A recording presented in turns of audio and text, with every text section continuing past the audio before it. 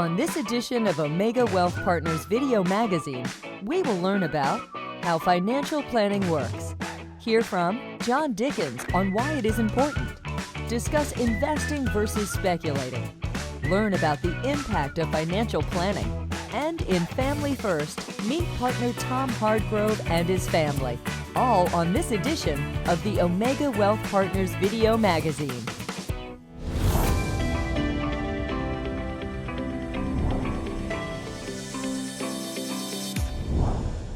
Hello, and welcome back. I am Leslie Steele. The Omega Wealth Partners Video Magazine has been designed to create value for the viewer by providing topical, educational financial information in an entertaining format. Our goal is to best equip you, the viewer, in making financial decisions that will impact your future, your retirement, and your financial legacy for the next generation. To all of the Omega Wealth Partners family, we want to say thank you for your positive feedback. Today, we look at how financial planning works and why it is important. Let us start with a modified Webster's Dictionary definition of financial planning. Financial planning is the task of determining how a family or business will afford to achieve its strategic goals and objectives. The financial plan describes each of the activities, resources, and materials that are needed to achieve these objectives, as well as the timeframes involved. With generational wealth at an all-time high, it is imperative that financial education related to financial planning is at the forefront of conversations involving your investments. The greatest gift we can give our future generation is the gift of financial literacy. That is why we at Omega Wealth Partners are committed to bringing value to exploring new ways to understand financial planning. So, let us drill down Financial Planning 101.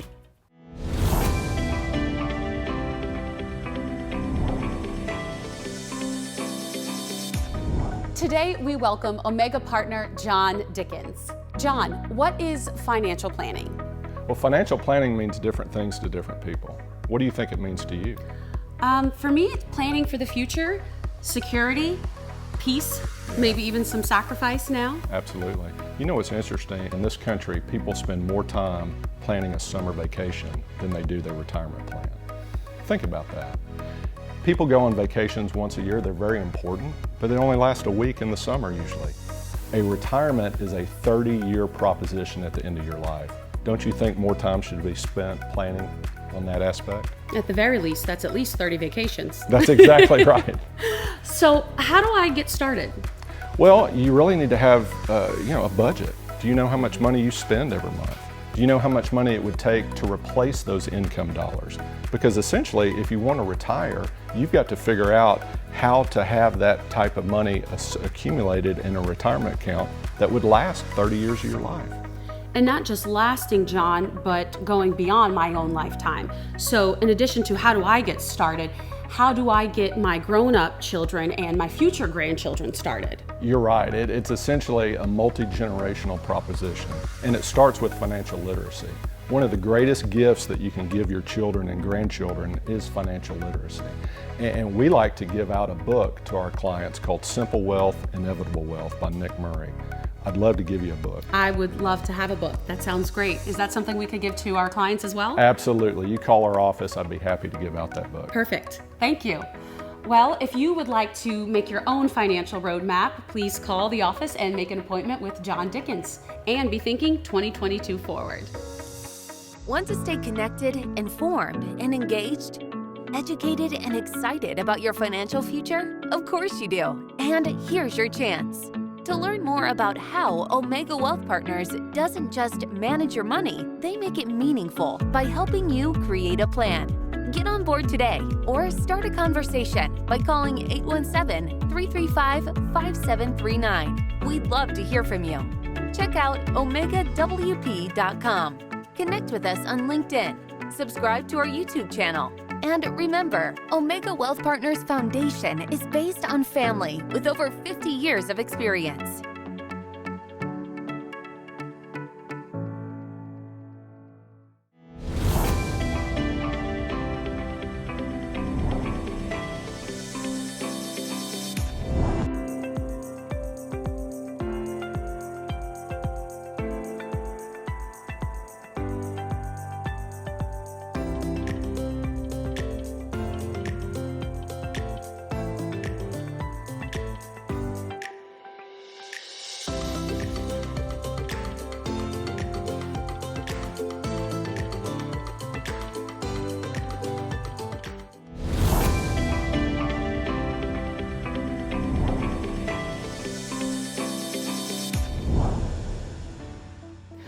Welcome to this edition of Insights. Today I am joined by advisor Carter Vaughn and principals Tom Hardgrove and John Dickens. Welcome, gentlemen. I will start the discussion as a group, and then at the 32nd point, we will move to the next topic. All right. What is the difference between investing and speculating? I think investing, I think of looking at owning something for a long period of time. Speculating, in my opinion, is like renting. And how is wealth created in this country? It's by owning something. We want to be owners, not renters. I like that idea. To me, I think investing is more personal because there are so many more variables when you invest. In my opinion, you're investing for the long haul. So there's goals, there's objectives, there's your time frame. When do you need your money? So I just think there's so much more to it when you are an investor rather than someone who speculates. Yes, a speculator usually looks in the time frame of hours or days. An investor should be looking at a time frame of years or decades. So as a speculator, when we live in this world of instant gratification, why is long-term investing so important? Well, I think when you're a long-term investor, you have to remember this is for the long haul. What happens between now and at the end of a particular period, there are so many distractions that come up that you can get distracted, you can get scared, and you can forget what those long-term goals are. So it's important to understand your objective, your goals, anything and everything else that comes into play of being a long-term investor. I look at it as almost like running a marathon. You know, a sprinter is not going to win a marathon. And it's just not in our DNA to think like that. So how does financial journalism affect investors then? Well, financial journalism runs on a 24-hour cycle. So it's every day has a headline, usually a shocking one. And that leads people to think of their stocks in a 24-hour time frame, which leads and encourages them to speculate, which is not in their long-term interest in investing. And think about how financial journalists make money. It's by eyeballs. So they're going to show a sensational headline just so you can click on it. And again, that's just not a long-term perspective. It's really a different business almost in itself. When is it too late to start a financial plan? I would say it's never too late. Ideally, you want to start saving when you're younger, but we all know that sometimes that's not the case. So it's never too late. However, the longer you put saving off, more of a disadvantage you are because in our opinion, it's not timing, it's time. And the longer you have, the longer you spend investing your money, the better off you're going to be. Again, doesn't mean you can't start later in life because a lot of folks do. However, just understand that you're behind, but it's never too late. But the odds are always going to be in your favor if you start early. That's kind of a rule for life. Yes, absolutely. Why is revisiting my plan annually so important? Anybody? Well, Bueller? I was waiting on him. I would say if you think about retirement and the road to retirement, it's not a straight line. It's a long, winding road to retirement. And sometimes things change. And when things change, you need to make adjustments to that plan. The first financial plan you ever make, it's not set in stone the rest of your life. You want to be able to massage that and change that. Just to elaborate on that, when he says things change, you get married, you have children, your kids go off to college, your parents get sick. You know, there are so many different seasons in life that you come into, that you come out of, and anytime there's a change, there's a possibility that you might have to change your financial plan. And anytime a change affects your plan in a way you think of, that could be affecting other aspects of your plan that you didn't consider. So it's important for all of us to look at that. I'm glad we have you guys for that. Well, thank you, gentlemen, so much for your insights. We'll be right back.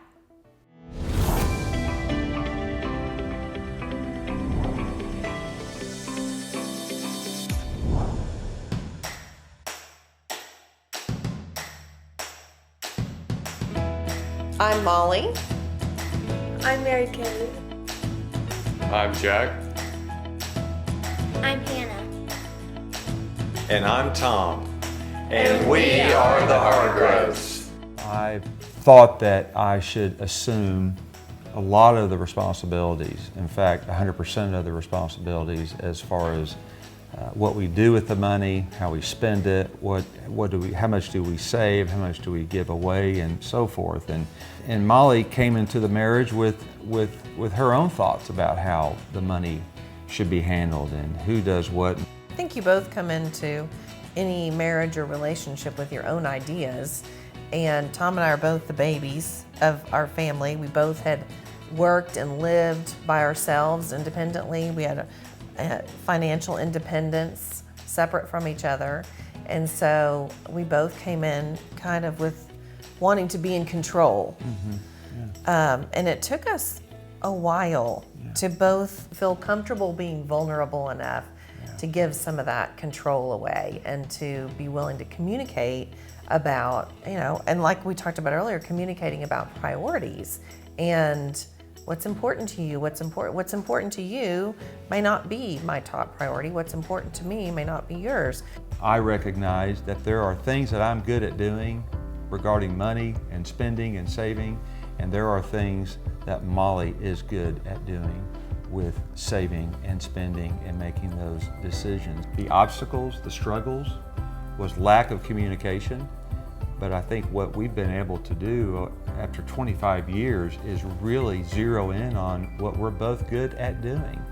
And I find myself leaning on her more and more to help with family decisions with the money. And she does the same thing with me. And so therefore, there's better communication. We're on the same page. Ultimately, our children see us do that. And there are times that we bring the kids in on some of these decisions, and we do that because we want them involved. We want them to participate, and that's important to us. And I think that's going to pay off for them over the long haul. Sure. Our future is so bright we have to wear shades. No, I think our future is evolving, quite honestly, and it doesn't evolve around our children, but they're a big part of our future. And you've got a 19-year-old, a 15-year-old, and a 7-year-old. Our future can be a lot of different things, which is very exciting. I wouldn't trade it for anything whatsoever. But we recently purchased some land. We thought about it. We looked at our finances.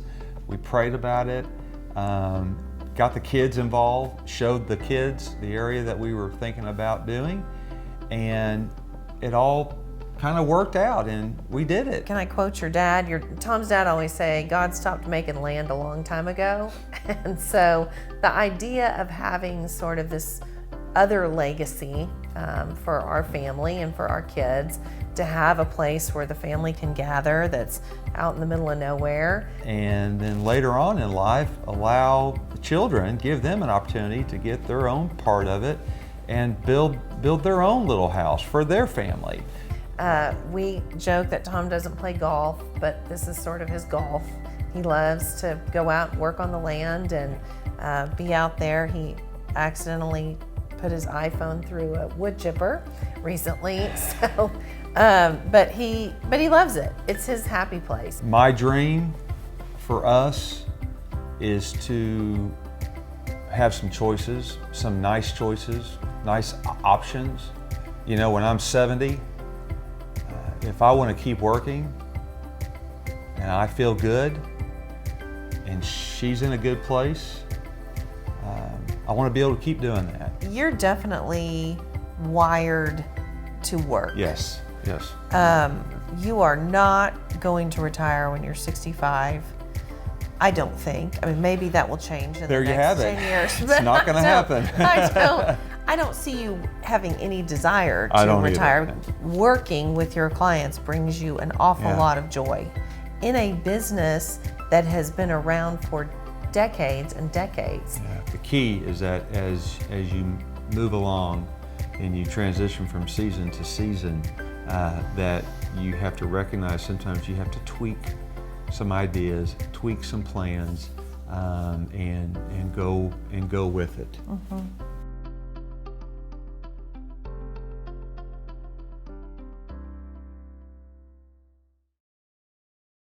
Not having a financial plan is like starting a road trip without a map.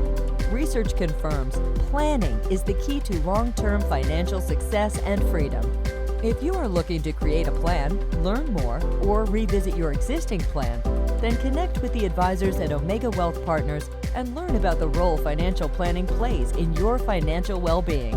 To set up time to review your plan or start a conversation, call your advisor today at Omega Wealth Partners.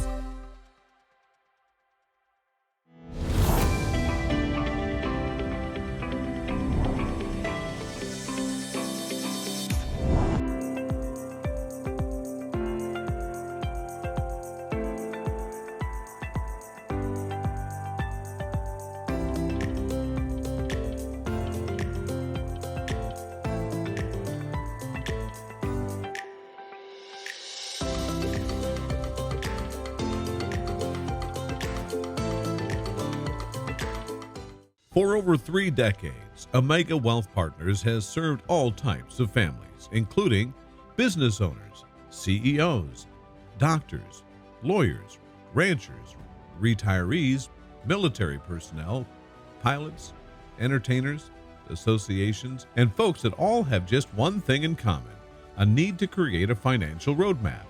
To create a successful roadmap, Omega determines what phase you're in and creates a plan accordingly. Are you saving for retirement, for college, a new house or car, or for a specific reason? Then you are in what we call the accumulation phase. Do you have a windfall, sell a business, have an inheritance you want to protect? You are in the protection phase. And finally, the distribution phase. You've crossed the finish line of retirement and are now receiving a lifetime income stream from their investments. To learn more about what plan works best for your situation, contact Tammy Bryant at Omega Wealth Partners. Remember, Omega is here to help when help is needed. As you know, Omega Wealth Partners is a long-term, goal-focused, planning-driven investment advisory firm. We have found that the best course for us to formulate a financial plan and to build portfolios is based not on a view of the economy or the markets, but on your most important lifetime goals.